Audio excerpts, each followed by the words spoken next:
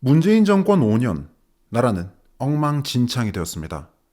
이재명이 대통령이 되고 민주당이 재집권을 했으면 그야말로 국가가 무너졌을 상황.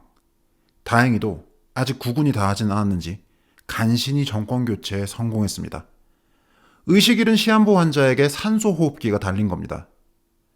문제는 아직 이 병의 근원을 고친 건 아니라는 점입니다. 앞으로 개선하고 개혁해야 할 것들이 너무나 많은데요. 하지만 윤석열 정부는 초창기부터 여러 난관에 부딪힐 예정입니다. 분열된 국론, 심각한 좌우 갈등, 무엇보다 여전히 굳건한 좌파 진영의 지지율과 그 세력들.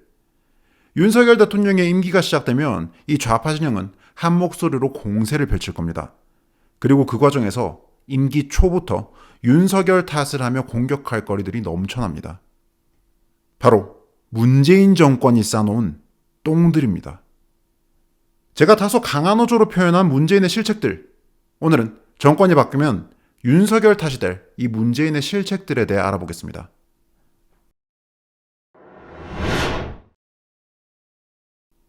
먼저 가장 심각한 경제 분야부터 살펴보시죠. 국가 채무. 문재인 정부 들어 나라 빚은 무려 404조 원이 늘어났습니다. 국가 채무 비율은 36%에서 50%까지 뜁니다. 2006년부터 문재인 정부가 출범하기 직전인 2017년까지 11년간 늘어난 나라 빚이 377조 5천억입니다. 그러니까 노무현 정부 말 이명박, 박근혜 정부를 거쳐 쌓인 빚이 이 정도인데 문재인은 혼자서 이것보다 많은 빚을 만든 겁니다. 그렇게 현재 쌓인 국가 채무는 1064조 4천억에 달합니다. 현재 한국의 GDP 대비 국가 채무 비율 증가 속도는 주요 35개국 선진국 중 가장 빠릅니다. 특히 한국이 비기축통화국이라는 점을 고려하면 이는 아주 심각한 문제죠. 이와 관련해서는 지금 띄워드린 영상에서 잘 설명했으니 궁금하신 분은 화면 우측 상단의 바로가기 버튼을 눌러보시기 바랍니다. 현재 나라 빚만큼 심각한 게 가계부채 상황입니다. 가계와 기업 등 국민들이 짊어진 빚은 사상 처음으로 4,500조 원을 돌파했습니다. 한국 경제 규모의 2배를 거뜬히 넘는 수준입니다. 1975년 통계 작성 시작 이래 사상 최대치입니다. 이 중 자영업자들 상황이 정말 심각한데요. 전체 취업자의 4분의 1 정도가 자영업에 종사하고 있는 한국. 전 세계에서 자영업 비율이 가장 높은 나라 중 하나인 대한민국의 특성상 자영업 악화는 곧 경제 위기를 의미합니다. 현재 빚을 지고 있는 자영업자 가구 중 일을 해도 돈을 잃고 있는 적자 가구는 약 78만 가구로 추산되고 있습니다. 전체의 16.7%입니다. 게다가 이 중 3분의 1 이상이 적자를 1년도 감당할 수 없는 위험 가구로 도산 위기에 처해 있습니다. 경제 위기 수준이죠. 이렇듯 나라의 빚은 늘어나고 국민 개개인의 빚도 어마어마하게 증가하고 있습니다. 특히 서민들의 상황은 매우 심각합니다. 그런데도 문재인 정부는 어떻게 해왔나요? 세금으로 월급을 주는 공공부문의 일자리를 계속해서 늘려왔습니다. 문재인 정부 때 늘어난 공무원 숫자는 13만 명으로 박근혜 때의 3배, 이명박 때의 10배에 달합니다. 역대 최대 수준이죠. 공공기관 역시 직원 숫자를 급증시켜왔습니다. 전 세계 최저의 출산율로 인해 인구는 급감 중인데 세금으로 유지되는 공공부문을 대폭 확대하고 세금으로 월급을 받는 사람들을 엄청나게 늘린 겁니다. 도대체 돈은 누가 벌고 세금은 누가 내나요? 그렇다고 이 공공부문이 잘 유지되고 있는 것도 아닙니다. 공기업과 준정부기관의 연간 단기 순이익은 박근혜 정부 마지막 해와 비교해 3분의 1 수준으로 추락했습니다. 공공기관의 빚은 급증 중이죠. 정리하면 현재 대한민국 경제는 문재인 5년 덕분에 아주 부실한 상태가 되었습니다. 국가와 가계빚은 역대급으로 늘어났고 중산층은 무너졌고 돈을 버는 사람들은 줄어드는데 세금으로 나가야 할 곳들은 어마어마하게 늘어났습니다. 돈이 없어서 빌려서 퍼주고 있는 상황인데도 무작정 부자들한테 더 뜯어내면 된다 이런 식의 무책임한 태도로 각종 정책들을 밀어붙였습니다. 현재 경제는 대수술이 시급한 상황입니다.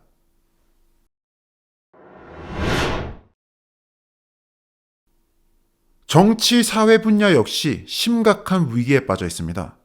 정치의 경우 민주주의적 포용성, 협치와 공정의 가치가 철저히 파괴되며 상식적이지 않은 행보들로 가득했죠.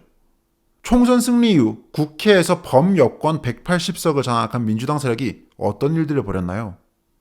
야당의 결사 반대에도 불구하고 무려 선거법을 자기들 원하는 대로 뜯어 고쳤습니다.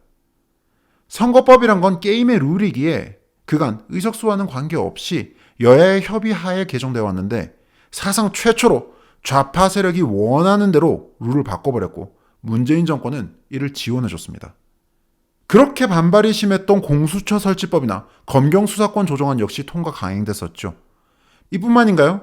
북한의 눈치를 보느라 국민들의 표현의 자유를 틀어막는 짓거리까지 했습니다. 대북전단 금지법을 단독으로 강행 처리하면서 전 세계로부터 비판을 받기도 했죠. 역사를 사법화하는 5.18 특별법도 마찬가지입니다. 그리고 역대 최대 규모인 600조 대 추경까지 단독 처리했었죠.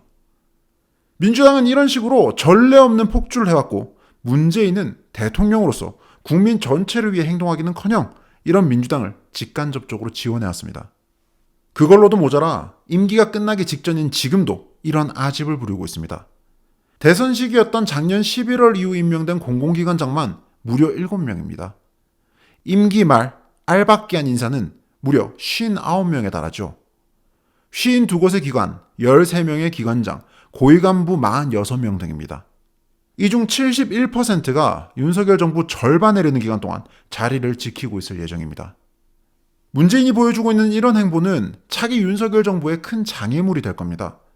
현재 민주당 국회 172석, 범야권 약 180석을 가지고 있는 좌파 진영은 지난 정권 내내 보여줘왔던 노골적인 의회 독재로 윤석열을 괴롭힐 거고 문재인이 곳곳에 알박기한 인사들은 윤석열 정부의 국정 동력을 빼앗게 됩니다. 시민단체는 어떤가요? 지난 박원순 서울시장 재임 5년간 서울시는 무려 7천억 원의 세금을 부어서 자성량 시민단체들을 양성했습니다. 이전과 비교할 때 수억 배에 달하는 숫자의 시민단체들이 국민 세금으로 힘을 키워왔죠. 이러니 집회 숫자 역시 급증해왔습니다. 문재인 정권이 들어선 이후 폭증한 집회 숫자들을 보시죠. 2020년과 2021년은 코로나 상황이었는데도 불구하고 박근혜 정부 때의 2배 가까이 됩니다.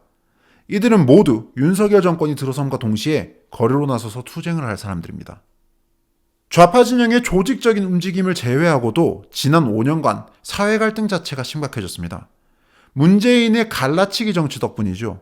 남자와 여자를 가르고 의사와 간호사를 가르고 가진 자와 못 가진 자, 임대인, 임차인, 정규직, 비정규직 등등 집단을 나누고 갈라서 서로 반목하게 만들었습니다. 그리고 이런 갈등은 문재인 정권의 정치 동력으로 착취되어 왔죠. 반일 선동지를 통해 왜곡된 국뽕 정치를 한 것도 같은 맥락입니다.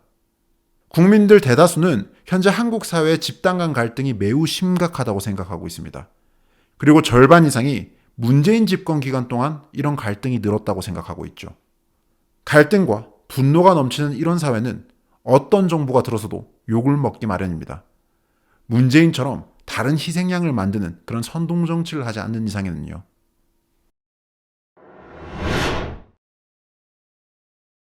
지난 5년간 국제적 입지, 외교 상황 역시 급격히 후퇴했습니다.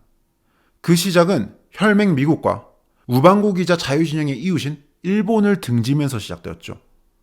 문재인의 노골적인 친북 행보에 의해 미국은 여러 차례 불쾌함을 드러내왔습니다. 트럼프 때에는 문재인과 함께 아예 본격적으로 한미동맹을 해체했고 자칫하면 주한미군 철수도 이루어질 뻔했죠. 트럼프에 맞서 한미동맹 복구를 외쳐온 바이든 정부가 출범하자 상황이 조금 나아지나 싶었지만 쿼드에서도 배제되었고 심지어 주한미국 대사는 무려 1년 넘게 공석인 상황입니다. 이제는 혈맹이라고 부르기가 민망해질 정도죠. 일본과의 상황은 훨씬 더 심각합니다. 북중로의 위협에 대항하기 위해 한미일 삼각공조로 태평양 안보가 유지되어 왔는데 문제는 집권 첫 해부터 이를 파괴하기 위한 행보를 보입니다. 한미일 3국 정상회담 중 일본은 동맹국이 아니라며 대놓고 대립각을 세웠죠. 그 이후 사법농단을 통해 한일 갈등을 촉발했고 그렇게 노골적인 반일 선동지를 통해 일본과의 관계를 국교 정상화 이후 사상 최악으로 만들었습니다. 물론 우리 경제가 엄청난 피해를 받았던 건 덤입니다. 이렇게 삼각공조가 흔들리는 상황이니 중국과 러시아가 한국을 우습게 볼 수밖에 없죠. 이는 그들의 급증하는 방공식별구역 침범 사례만 봐도 알 수 있습니다. 중국의 경우 아예 핵폭격기까지 끌고 왔었죠. 한편 문재인에게 충성하는 군부는 이를 국회에 보고할 때 축소해서 보고하며 이런 상황을 감추기에 급급했습니다. 중국의 각종 망언과 만행에 대해서는 이미 수차례 다뤘기에 더 이상 언급하지 않겠습니다. 이 중에서도 가장 걱정되는 건 북한입니다. 문재인 정부는 지난 5년 내내 평화라는 명분으로 스스로 안보를 파괴해왔죠. 우리가 스스로 방패를 내려놓으면 적들도 창을 내려놓을 거라는 이상한 논리로 평화 파리를 했습니다. 안보는 빠른 속도로 해체됩니다. 이와 관해서는 최근 올린 안보 관련 영상을 참고하시길 바랍니다. 한편 북한은 지난 5년간 핵실험과 역대 최다 규모의 미사일 실험 등을 통해 꾸준히 군사력을 키워왔습니다. 이 와중에 문재인은 국민 세금을 북한에 꾸준히 넘겨줘왔죠. 안보가 이렇게까지 약화된 상황에 북한은 기고만장하게 도발 강도와 그 숫자를 높여가고 있는 상황. 이는 모두 윤석열이 떠안게 될 문제들이자 과제들입니다. 현재 살펴본 사례들은 지난 5년간 벌어진 일들의 극히 일부분일 뿐입니다. 한정적인 시간의 영상으로 국정 전 분야를 담기 위해서 과감하게 생략하고 축소한 것들이 많습니다. 다만 이러한 팩트들만 봐도 지난 5년간 국가가 모든 분야에 있어 얼마나 망가졌는지를 아실 수 있으리라 생각합니다. 그리고 윤석열은 이렇게 만신창이가 된 국가의 행정부를 책임지게 됐습니다. 즉 문재인이 싼 똥을 치워야 하는 입장이라는 겁니다. 한편 좌파들은 정권이 바뀌고 나면 이 모든 문제들이 마치 윤석열이 초래한 문제라도 되는 것처럼 비판하고 나서겠죠. 문제는 국민들입니다. 좌파 진영이 그들의 특기인 선동에 나서서 또 그렇게 비판을 위한 비판을 하고 정권에 힘을 뺄 때 현명한 국민들은 이를 꿰뚫어 볼 수 있을 겁니다. 하지만 유감스럽게도 그런 국민들은 소수에 해당되죠. 대다수는 민주당의 선동에 또다시 속을 겁니다.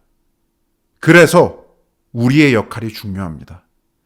국가를 살려내는 대수술을 지원하기 위해서라도 우리가 끊임없이 진실을 알리고 거짓과 맞서 싸워야 합니다.